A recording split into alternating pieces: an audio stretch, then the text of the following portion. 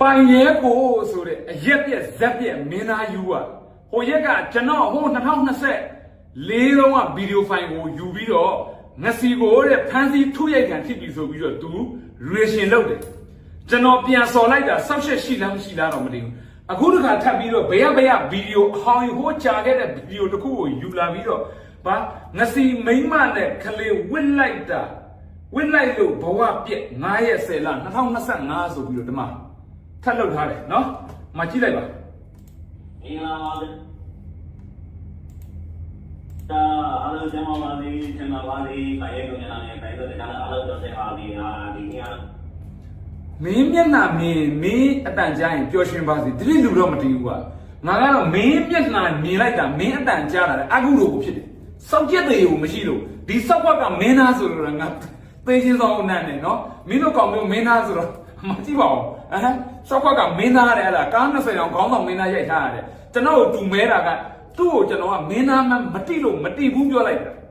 သူ့ကိုမင်းသားမှမတိရကောင်းတော့အဲ့တော့ကစပြီးဒီကောင်ကျွန်တော်ဖောင်းမတောင်းချောက်ထုတာနော်အဲ့ဒါခေါင်းဆောင်မင်းသားတဲ့သူကား20တောင်ရိုက်ခဲ့တာတဲ့တရုတ်ထောင်နဲ့ချီကုန်ပြီးရိုက်ခဲ့တာတဲ့ဆိုတော့ကျွန်တော်ကတကယ်ပါတကယ်မတိလို့မတိဘူးပြောမိလိုက်တာသူအဲ့တော့ကစပြီးဒီကောင်ကចောင်းတော်ကရန်စားတွေထားပြီးတော့အမှအညိုးတေးကျွန်တော်မဟုတ်တာတွေဆွဲပြီးတော့မိမလောင်းမိမချအောက်တန်းစားဆက်ဆန်တိုက်ခတ်တော့တာပဲအခုလည်းဘယ်ကမျိုးသမီးရဲ့ဗီဒီယိုဖိုင်ကြားပြီးဒီမျိုးသမီးရဲ့ live မှာတွေ့ကြမှာပါနော်တိနေမှာကြားပြီးဘယ်လိုလဲဗီဒီယိုအဲ့ဒါယူလာပြီးသူ့မှာလုံးစရာရွေးရှင်မရှိတော့လေတနာမှုရကောင်းတော့တည့်ရဒီကောင်ဖြစ်နေတဲ့ဘောကကြည့်ပါ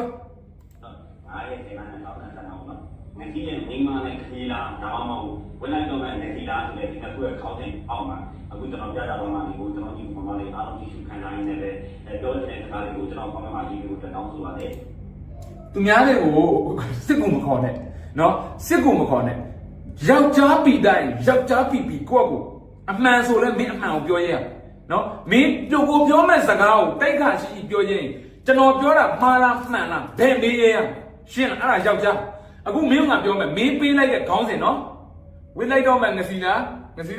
ဘာမိမကလေးဆိုပါသူမိမပဲကျွန်တော်ပေးတာဖြစ်မယ်နော်ထားပါအဲ့တော့ခေါင်းစဉ်ပေးတယ်ဆိုတာကကိုယ့်အထဲကဗီဒီယိုနဲ့ကိုယ့်အထဲကအကြောင်းအရာနဲ့နော်ပတ်သက်ဆက်နွယ်မှုရှိတဲ့အရာနော်အဲ့ဒါကိုပေးရတာနော်အခုမင်းပေးထားတဲ့ခေါင်းစဉ်နဲ့မင်းပြောမဲ့စကားတွေကိုမှကြည့်မယ်ဝင်လိုက်နေတယ်ဒီဆိုလေခေါင်းစဉ်လေးနဲ့ကျွန်တော်ကြည့်လိုက်ပါတယ်အောက်ပါတော့အောက်ပါတော့ဖိုင်ရလို့ကိုရပဲချေခုမှကြီးရရောဝိုင်းနေတယ်ဘယ်ရလို့ဝိုင်းမလေးอ่ะတင်းစီဖဲဟမ်တင်းစီဖဲထားတယ်